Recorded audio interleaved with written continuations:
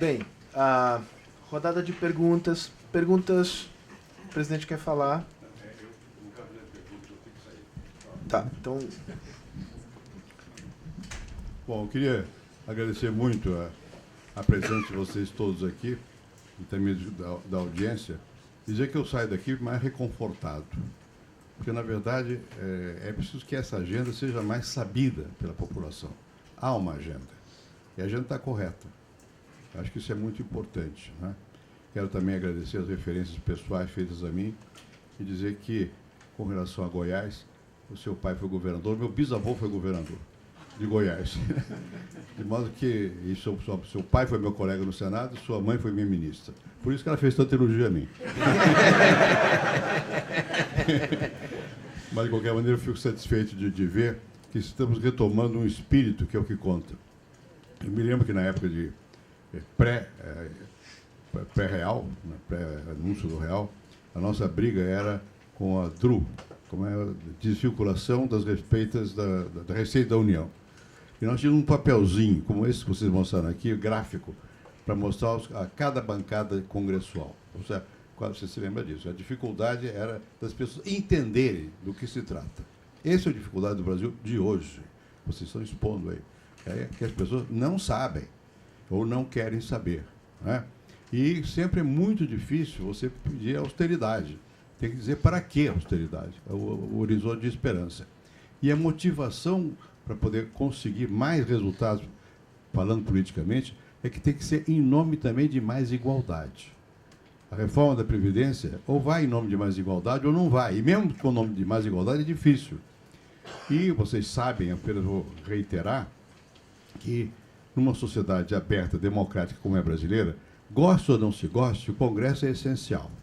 E o Congresso é o que ele é. Ele representa a variabilidade do povo brasileiro tal como ele é. E o Congresso só funciona quando o Executivo tem uma agenda. Se o Executivo não tem agenda, e se essa agenda não se torna pública, e se, portanto, o Executivo não tem o apoio da sociedade, não pode contar com o Congresso. O Congresso funciona na medida em que há essa espécie de ignição que é produzida por uma agenda apoiada pela sociedade. Aí o Congresso, eventualmente, vota. Vota uma parte dessa agenda. Não vai votar tudo, porque é sempre difícil. Senão, não vota. A questão é agora, porque está se vendo pela exposição de vocês três aqui, que há um caminho. E, tecnicamente, já se sabe o que fazer. E os economistas também já sabem, grosso modo, o que fazer na macroeconomia. A sociedade é que ainda não prestou muita atenção a isso, porque faltou o elo político. E nós precisamos desse elo político que significa falar, explicar, convencer. Como eu disse há pouco, convencer é vencer em conjunto, é vencer junto. A sociedade ainda se sente um pouco perdida, ela não sabe nem sequer que essa agenda já existe. Quando eu me refiro à sociedade, não é o povão só, não. É o Supremo Tribunal, são as bancadas dos parlamentares, é a mídia que começa a tomar mais conhecimento das coisas, são as várias corporações. Os setores cruciais do Brasil têm que ser, digamos, contaminados pela consciência da situação e por ver que tem saída. E, vai demorar mais, vai demorar menos, mas tem uma saída. E se nós não tivermos, não são vocês, a capacidade de transmitir isso ao país, uma outra narrativa vai se sobrepor. E tudo que foi feito de errado vai parecer que foi feito agora, e não no passado, porque não se mostrou com clareza a ruptura no que consiste, quando é que começou o erro, por que houve isso, por que acelerou tão rapidamente, não é? Nós já temos experiência suficiente disso, e temos experiência de que há possibilidade sempre de retrocesso. Nós assistimos recentemente um tremendo retrocesso com aplauso. Com aplauso. Porque no primeiro momento, como você está aumentando a dívida, se aumenta o investimento, se aumenta o salário, dá aplauso. Quem vai pagar é depois. Mas só que depois se esquece o que aconteceu antes. Então nós estamos num momento que é crucial, porque há tempo, neste governo do presidente Temer, há tempo de mudar a percepção das coisas e de começar a dar os passos. Eu fiquei realmente, eu avisei antes que eu teria que sair, mas lamento, mas eu fiquei muito motivado ao ver a competência que foi expressa pelos três. Muito obrigado.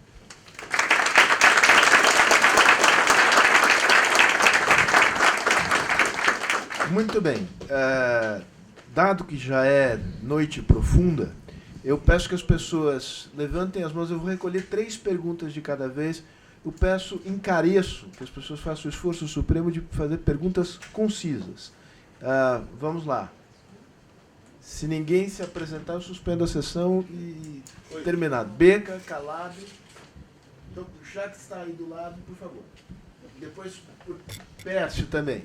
Então, olha, vamos fazer uma coisa de pegar mais do que... Vamos pegar essas 4 perguntas e a gente traz a dele. Oi, Geraldo Medalha. Ana Carla, né? Abrão. Olha, primeiro queria te parabenizar, porque uma pessoa com 2 anos no setor público, e você agindo dessa maneira, precisamos de um monte de gente igual a você. Tá? Legal. A minha pergunta pode ser para você mesmo. É assim, você falou em estruturante, né? Mas eu acho que tem também o aspecto não só de estruturante, mas de alinhamento de impostos, porque tudo se fala, vamos administrar bem o Estado, mas o cidadão está pagando imposto de montão, né? Então, o que é mais prioritário, você acha? O estruturante, o realinhamento de impostos ou gente competente como você? Pércio, vamos seguir a ordem aqui, vamos facilitar a logística. Pércio, ali. Sobre o risco aqui de fazer uma pergunta que já tenha sido questionada antes, porque infelizmente não pude estar na sessão desde o início, queria perguntar a vocês 3 o seguinte: todo déficit tem um componente cíclico. Claramente porque a despesa é relativamente inelástica, insensível ao ciclo econômico, mas a receita não é. E quando o país entra em recessão, a receita cai, a despesa fica, intuitivamente falando. No nosso caso aqui, teve 2 agravantes. Houve uma recessão mais séria que o Brasil já teve, menos desse século, e certamente de boa parte do século passado também. Então, uma queda de receita enorme, despesa constante e um aperto monetário. Então, tem uma combinação desses 2 efeitos. Imagina agora que a situação se reverta, que acho que tem boa chance de se reverter, nós estejamos numa situação com juros muito mais baixos, 10%, com o PIB crescendo 3%, arrecadação, portanto, com uma elasticidade grande em relação ao PIB. O quanto do problema permanece?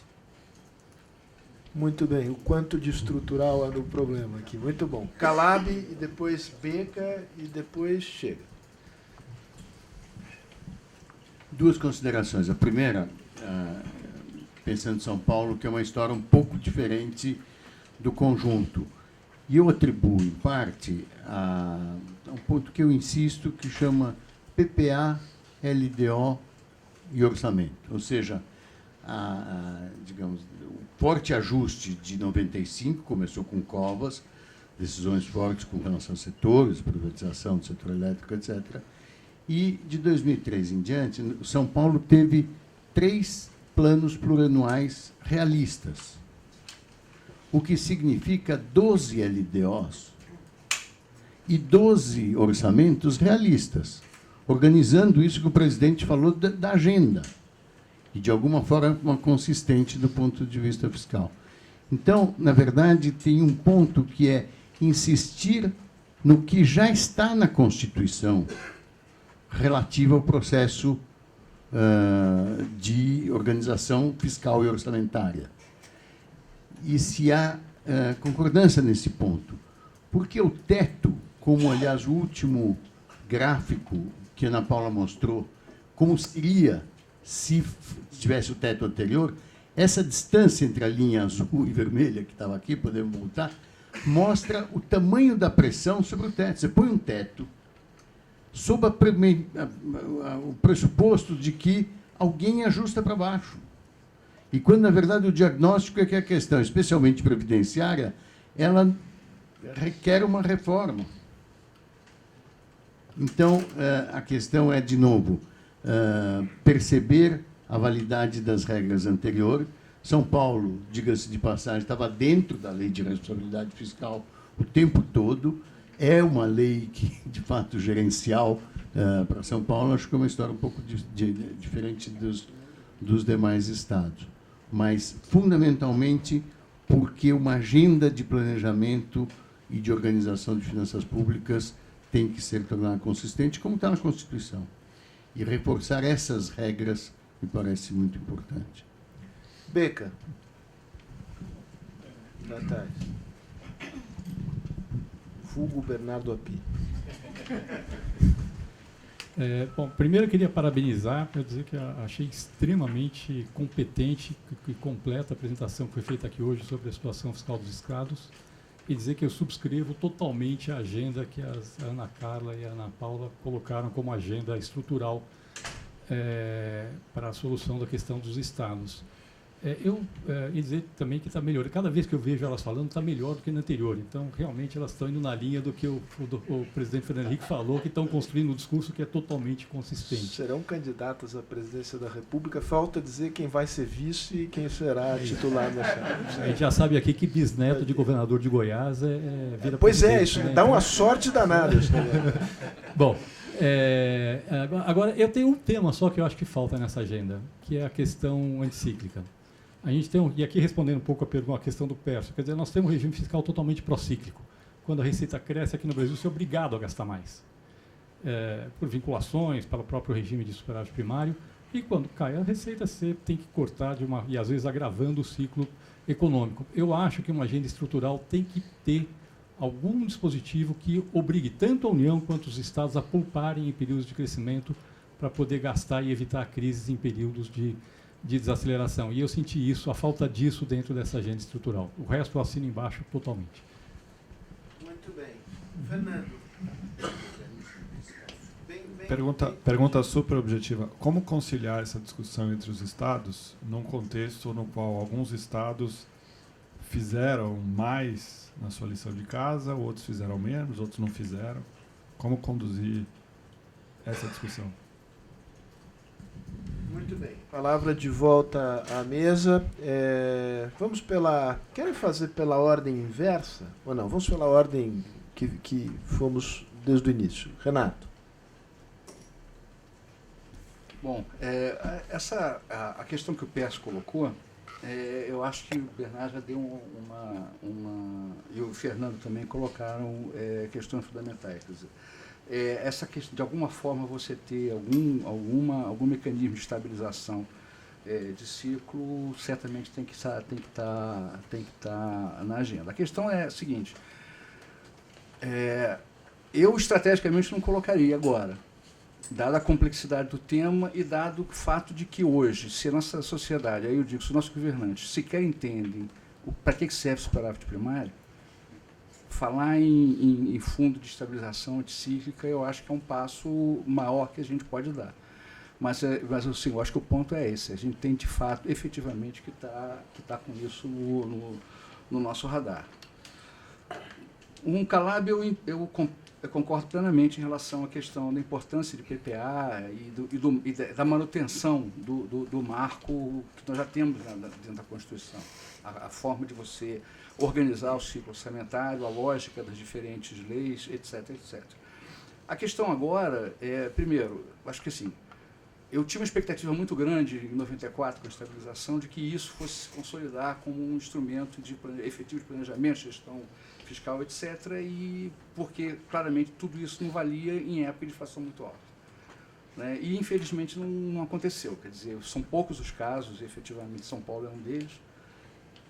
Tem muito, em que, efetivamente, isso todo o arsenal orçamentário é usado de uma forma mais efetiva. Agora, eu vejo também que um dos problemas que a gente tem, e que eu acho que a solução dele precede qualquer valorização, vamos dizer assim, da questão institucional do orçamento, é que a nossa lei orçamentária é muito ruim. E ela leva a coisa... E a lei orçamentária é a lei de gestão administrativa do Estado, a questão das vinculações. Eu não quero me estender, porque isso, quando eu começo a falar sobre isso, eu não acabo. Então, basicamente é o seguinte, eu acho que o marco está lá, e a valorização dele, nos termos que você colocou, depende necessariamente da gente melhorar a chamada 4.320, chamada lei de orçamento, que tem problemas de todas as formas e tem todos os vícios que nós adquirimos ao longo do período inflacionário e que a gente não jogou fora. Moças, Agora, começa pela eficiência. Eu vou só pedir para repetir quais são os 3 pontos: alinhamento de impostos, competência, gestão. Você ou ajuste estrutural? Ajuste estrutural. Bom, em primeiro lugar, muito obrigada pelo elogio. É óbvio que a gente como ela, né? Não, mas... Qualquer pessoa com o mínimo de autoestima teria isso. Bom, mas eu acho que, na verdade, a gente precisa de gestão, definitivamente. Acho que existe hoje uma margem enorme para se melhorar, racionalizar gastos só com gestão. A Ana Paula colocou o exemplo de Goiás, de educação, ou seja, que gastamos o mesmo tanto e tivemos aí um aumento substancial nos índices na avaliação do IDEB. E, de fato, eu diria que é isso. Gestão tem uma grande... só com gestão se consegue um mato alto muito grande. E, certamente, isso nos estados. Eu estou falando dos estados porque eu acho que os estados têm essa dificuldade maior. Eu acho que a questão da necessidade de atender uma restrição orçamentária, a noção de eficiência é uma noção que não chegou lá ainda. E a gente vai precisar bater muito nessa tecla para que isso, de fato, se incorpore. Do ponto de vista de alinhamento de impostos, a minha posição é uma posição muito clara. Eu acho que a carga tributária no país é alta. Existe uma necessidade, sim, de buscar eficiência da arrecadação, mas não via aumento de carga tributária, não via aumento de impostos. Goiás, para não dizer que não fizemos nenhum aumento de impostos, a gente aumentou o ITCD, muito numa linha de que o governo federal estava de olho nessa base tributária e nós acabamos aumentando o ITCD. Mas, ao contrário dos estados que aumentaram o ICMS, Goiás está tendo um aumento de arrecadação substancial no ano de 2016, fruto de aumento da eficiência da arrecadação, algumas recalibragens dos incentivos fiscais. O problema, e eu observo isso muito claramente no estado de Goiás, é que existem aqueles que pagam muito pouco imposto e aqueles que pagam muito imposto e aqueles que não pagam de jeito nenhum. Então, eu brinco lá em Goiás que eu quero instituir o Mega Simples. O Mega Simples, todo mundo paga 5% de imposto. Uma alíquota única, vai dobrar a arrecadação do Estado, definitivamente. Então, é claro que isso não é possível institucionalmente, do ponto de vista legal, mas isso dá um pouco a noção de quão ineficiente é hoje a arrecadação de receitas nos Estados. E, claro, sonegação é um problema muito forte. Mas, do ponto de vista do que eu vejo hoje, do espaço que existe de ganhos de eficiência só com gestão, aumentar impostos, acho que é um desserviço hoje para o país. Finalmente, tem um item que... Ou seja, nos resta basicamente gestão e mudanças estruturais. A gente precisa de mudanças estruturais, elas estão aí, a agenda está aí, a gente precisa enfrentar. Agora, onde é que pode fazer a diferença? E aí, talvez até puxe um outro ponto que foi colocado aqui, porque que alguns fazem, outros não fazem. Para fazer o ajuste, para tocar uma agenda estrutural, precisa de liderança.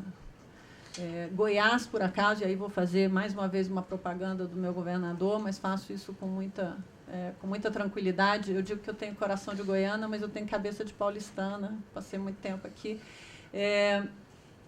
Você precisa hoje de uma liderança que entenda a necessidade desse ajuste e que consiga enfrentar as grandes corporações. Me disseram, mas Goiás enfrentou, o governador Marconi enfrentou todas as forças corporativistas que existem? Obviamente que não, mas enfrentou várias. E enfrentou e conseguiu quebrar várias dessas estruturas em prol da sociedade como um todo, em prol do controle do Estado. E aí o outro ponto por que alguns fazem, outros não, por que alguns fizeram, outros não. Eu acho que cada vez mais está ficando claro que o custo político, porque é um custo político, definitivamente o governador Marconi pagou com popularidade várias das ações que ele tomou e que hoje nos colocam numa situação mais tranquila em relação a outros estados. Por que outros não fizeram? Talvez porque na conta, na balança, isso não ficou muito claro. Agora, O que está absolutamente claro é que ninguém quer chegar à situação do Rio de Janeiro. Ninguém quer chegar a uma situação do Rio Grande do Sul. Esse é o maior custo político hoje. Não enfrentar o problema é um custo político muito mais alto do que enfrentar e resolver. E, sem dúvida alguma, é claro que esse diálogo que o presidente Fernando Henrique colocou aqui com a sociedade, ele é fundamental. Para mim, está absolutamente claro que o governador foi até onde a sociedade estava conseguindo dar o apoio para aquelas medidas, para aquelas mudanças que nós precisávamos fazer. Então, esse diálogo, esse apoio da sociedade é muito importante. E eu acho que, nesse momento, o que a gente precisa é justamente isso, é de liderança para fazer esse ajuste. Ele conseguiu convencer a Assembleia Legislativa. Mais uma vez, não se faz nada hoje nos estados, na União, no nível federal, sem que o Legislativo compre a ideia. E ele conseguiu fazer essa articulação. Então, a gente precisa de liderança, a gente precisa de gestão, a gente precisa de reforma estrutural. Essas três coisas estão vinculadas. E, com isso, eu acho que não é via alinhamento de impostos que nós vamos resolver o problema. Eu vou fazer um último ponto aqui apenas, que essa questão que o Pércio falou da questão cíclica, né, da possibilidade, eventualmente, da gente ter ver a crise atenuada, muito mais nessa linha do que na linha do que o Bernard falou. A gente vê a crise atenuada por um crescimento de receita. Talvez eu tenha informação privilegiada, porque eu já sabia da pergunta, ele já tinha me feito. Eu falei, faz lá.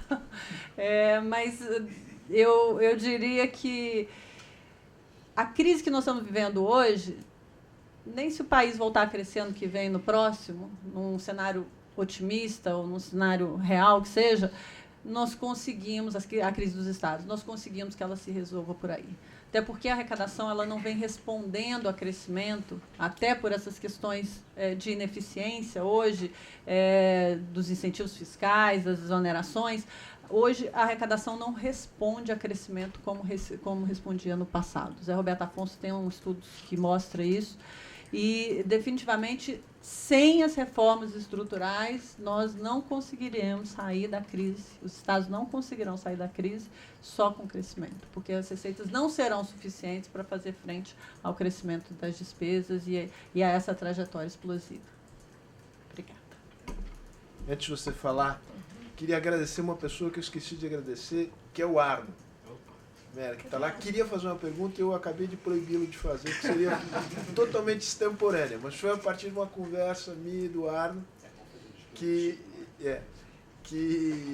surgiu esse seminário. Então, Arno, você, além da grande qualidade de ser palmeirense, tem boas ideias também. Você me corta a palavra mesmo assim. É verdade, você não pode ter tudo.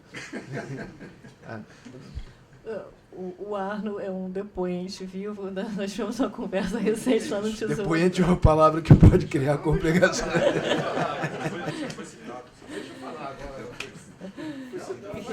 Não. Vossa Excelência não terá uma parte, porque está fora. Foi citado pela mesa.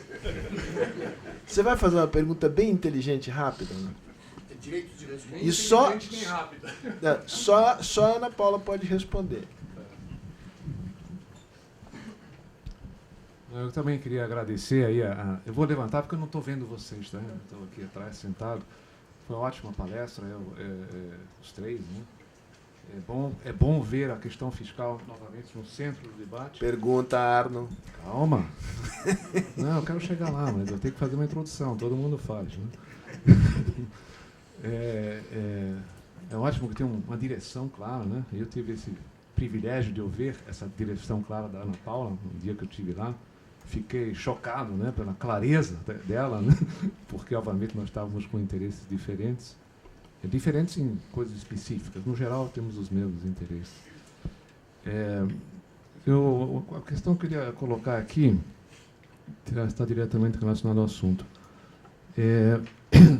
Quando a gente fala de política monetária, né, não de política fiscal, os banqueiros gostam muito de falar de a arte da política monetária, como se a política monetária fosse assim, uma coisa superior, né, do que essa coisa mundana, né, do dia a dia da política fiscal, esse rame-rame, essa guerra de trincheira que é a política fiscal. O que um diretor do Banco Central uma vez me falou? e não foi o Alckmin, mas eu sei que ele vai concordar, diz que a arte da política monetária é você trazer a inflação para a meta com o menor custo de produto. Essa é a arte de fazer isso, né? Mas isso se aplica inteiramente à política fiscal também. A política fiscal também é uma arte, né? E trazer os déficits, ou gerar o superávit, que é a meta, né? Com o menor custo social de produto, né? É bem parecido. E essa é a política monetária, a política fiscal inteligente, né? Todo o programa de política estrutural, de ajuste fiscal estrutural que vocês apresentaram aqui, é isso, né? Tentar trazer ao longo do tempo, né, as contas públicas para o equilíbrio de forma inteligente, sem muito custo de produto. Mas isso é o longo prazo. Entre o longo prazo e hoje existe o curto prazo, né? E aí eu vou chegar lá e encerro a minha... Curtíssimo prazo. Existe o curtíssimo prazo.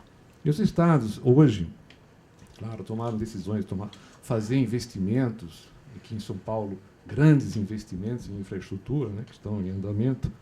De fazer o ajuste fiscal significa, no curto prazo, cortar o que é possível cortar, e muitas vezes é investimento, né? Agora, corte de investimento, isso eu acho que se aplica a todos os estados, né, inclusive a União também. Corte de investimento é o corte, digamos, não inteligente, né? Por quê? Porque ao você cortar o investimento e obras em andamento, né, você gera dois problemas imediatos. É imediato. Primeiro, é uma queda do produto no ato do corte. O produto, o nível da atividade cai naquele momento que você parou a obra, né, você despediu gente. E a outra questão é que você deixa um buraco, um túnel, um metrô, sei lá o quê, se deixa inacabado, tá? um esqueleto, que significa o quê ao você deixar isso lá? Significa que aquele investimento que você fez no passado, que você fez com o objetivo de ter um retorno social, e nesse caso aqui de São Paulo é mobilidade urbana, na maior parte dos casos, né? Ele simplesmente se esvai. Tá? Aquele retorno social que você justificou, inclusive, o investimento, o financiamento, ele acabou, porque vai ficar apenas um esqueleto. Como é que vocês veem, a parte estrutural está ótima, tá? Mas como é que vocês veem esse dilema do curto prazo? Isso eu queria, de quem está gerindo o curto prazo, né?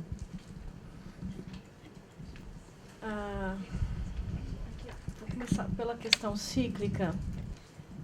Nós temos uma medida, né? O Tesouro faz um cálculo de resultado estrutural. Nós ainda não estamos divulgando porque existe um debate sobre métodos e ajuste das contas, mas acho que um número grande, não, uma magnitude do que a gente tem em mente é que os ciclos, né, se fossem ajustados, dariam uma diferença de 1 ponto de percentagem do PIB sobre os resultados atuais, né? Então, nós estamos falando desse ano num déficit no governo central de 2,7% do PIB, isso convergiria para 2, né, um pouco menos do PIB se fosse ajustado ao ciclo. Então, essa medida não é muito diferente para os estados, quando eu observo o que está acontecendo. Já é muito mais difícil aplicar o mesmo método nas contas, porque nós temos problemas na própria agregação, né, das contas. Mas o que eu quero dizer com isso, né? Essa é reforçando o ponto da Ana, né, uma medida que nos revela muito claramente que né, uma recuperação cíclica que vai ocorrer no Brasil, é inexorável, né, o ano que vem a gente vai voltar a crescer. Em 2004, hoje o Itaú divulgou suas estimativas, né, falando que o Brasil pode crescer 4% em 2008, nessa recuperação cíclica. 2018. Errei aqui dramaticamente. Mas em 2018 vai crescer 4%, quer dizer, a estimativa ali do Banco Itaú. Mas, de fato, isso é muito importante que nós entendamos que isso não vai resolver o problema da crise, né? Isso não vai nem pela resposta da Receita, nem pelo fato de que nós temos algum passivo que essa crise vai deixar também precisa ser coberto. Mas, sim, a agenda cíclica está endereçada, né? Talvez não da forma ideal, nem completa, mas ela está endereçada na PEC dos gastos. Quando a gente coloca um limitador de gastos, isso significa que quando a receita cresce muito, a economia cresce muito, leva ao crescimento da receita, a despesa está limitada, né? A PEC dos gastos tem essa vantagem de ter um efeito anticíclico, sim. Ela não garante uma reservação de recursos nos períodos de ciclo expansionista. Isso fica um pouco a cargo do gestor, mas a gente também tem que olhar o conjunto da obra e perceber que a construção de uma agenda como essa introduz mecanismos onde nós poderemos avaliar os gestores pela sua obra, né? Então, assim, diferenciar o gestor. Eles têm instrumentos, né? Disso que a gente está falando. Se eles tiverem os instrumentos que precisam para fazer as suas gestões, eles irão se diferenciar pelos seus resultados. E essa é uma avaliação que nos cabe, sociedade, né, dentro do regime democrático, fazer. Então, respondendo também ao Calab, no mesmo contexto, o que nós estamos precisando empreender no Brasil é a construção de instrumentos, né, instrumentos para que o serviço público possa fazer as suas entregas. Então, instrumentos do lado da despesa, do lado da desvinculação de receitas, do lado de um sistema tributário mais eficiente, mais racional. Esses instrumentos foram prejudicados quando nós abandonamos a agenda reformista no Brasil. O Brasil tem que voltar a ser reformista, porque ele tem uma tradição reformista. Quantas emendas constitucionais que a gente já tem? Eu perdi as contas, mas eu acho que mais de 80. Né? Assim, o Brasil tem uma tradição reformista, inquietante, né? Poderia falar que também formalista, porque tudo é associado a um processo legislativo muito complexo, muito detalhado, que não existe em outros países. Mas essa tradição reformista precisa voltar, né, e endereçar reformas de fato que possam nos dar esses instrumentos de gestão no serviço público. Né? Os gestores hoje estão sem instrumentos, e aí eles não se diferenciam tanto. Então, provavelmente, se nós tivermos aí condição de fazer, né, uma limitação dos gastos, isso vai ajudar muito na qualidade das peças orçamentárias, porque você vai tirar esse aspecto que existe hoje de você ter... O Congresso tende a inflar a estimativa de receitas para você poder gerar despesa do outro lado. A despesa está capeada, né, tá limitada. Então, ela vai ficar muito mais claro para o Congresso o seu papel de discutir prioridade. Né? Gasto público, né? A existência do Estado por si só já diz, passa por escolhas. Essas escolhas precisam ser debatidas e precisam ser muito claras. Então, são permutas, você tem que escolher uma coisa em detrimento de outra. Se você vai aumentar o salário do servidor, você vai ficar sem recurso para investir. Ou, se você quer priorizar o investimento, você tem que discutir com o conjunto dos servidores que, olha, dessa vez a gente vai dar um aumento menor para vocês, porque precisamos aqui fazer um investimento maior. Né? Então, assim, isso vai ficar mais claro, porque a despesa limitou. Né? Então, o Congresso vai ter que ser protagonista desse processo, da escolha pública. Clássica, como a gente lê nos manuais, a gente vai ter um instrumento para exercê-la na medida em que a gente tem uma limitação orçamentária, uma restrição orçamentária rígida e clara. Né? E anticíclico. Né? Quando a receita bombar, né, crescer, e a gente espera que isso aconteça muito em breve, aí sim a gente vai poder quitar passivos, a gente vai poder investir mais reservando o caixa, porque a lei de responsabilidade fala isso, para pagar as despesas dos investimentos mais lá à frente. Como conciliar agendas de estados com tão diferentes ajustes entre si, né? Estados que fizeram o dever de casa, outros que fizeram menos, com os instrumentos. É isso. Né? O que a gente quer é que eles tenham os instrumentos que eles sim se diferenciem pela gestão. E aí sejam avaliados. Né? Isso é a democracia. E a gente precisa avaliar melhor, mas hoje existe uma convergência muito grande na dificuldade, porque os instrumentos são inexistentes. Os governadores hoje pagam pessoal, previdência, a dívida, e sobra muito pouco para poder fazer as suas escolhas. Né? E sim, né, precisamos voltar com muita ênfase a essa questão da gestão e da inovação. Quanto a esse trade-off de curto prazo, a questão do investimento e o ajuste fiscal, olha, o que eu vejo na maioria dos estados é que eles estão lutando para pagar suas contas. Né? Como se fala lá no interior do meu estado, estão vendendo o almoço para comprar o jantar, não é isso? Existe um curto prazo muito grande, justamente em função da crise, da inexorabilidade, né? Do que essa rigidez traz para a gestão pública em termos de cumprir só o que está posto. Deixa muito espaço para o planejamento, né? Deixa muito espaço para que você convija para o crescimento futuro. Mas eu sou, assim, essa é uma pergunta que me é feita muito frequentemente, até porque, acho que eu tenho que dizer isso, no meu estado eu cortei o investimento no osso. Porque ou eu cortava ou eu não pagava a conta. E eu preferi pagar as contas. E, no segundo momento, eu paguei todas as contas, foi difícil, porque o meu estado é produtor de petróleo, tinha muita renda de petróleo, que caiu a metade num ano só, e eu me vi esvaindo, né, em falta de receita, com as mesmas despesas postas. Mas a gente não teve dúvida, paramos centenas de obras. Muita dor, óbvio, foi muito difícil esse processo, mas isso me rendeu, no momento seguinte, uma coisa muito interessante, né? Nós nos diferenciamos por ser um Estado ajustado, organizado, e eu garanto que, assim, talvez, enquanto eu era secretária de Fazenda lá, né, a minha agenda foi muito tomada por investidores privados que queriam vir para o meu Estado e se declararam que não queriam ir para o outro, né? Porque aqui a gente confia que é um Estado organizado, que faz as coisas direito. Eu acho que isso é a agenda do Brasil, né?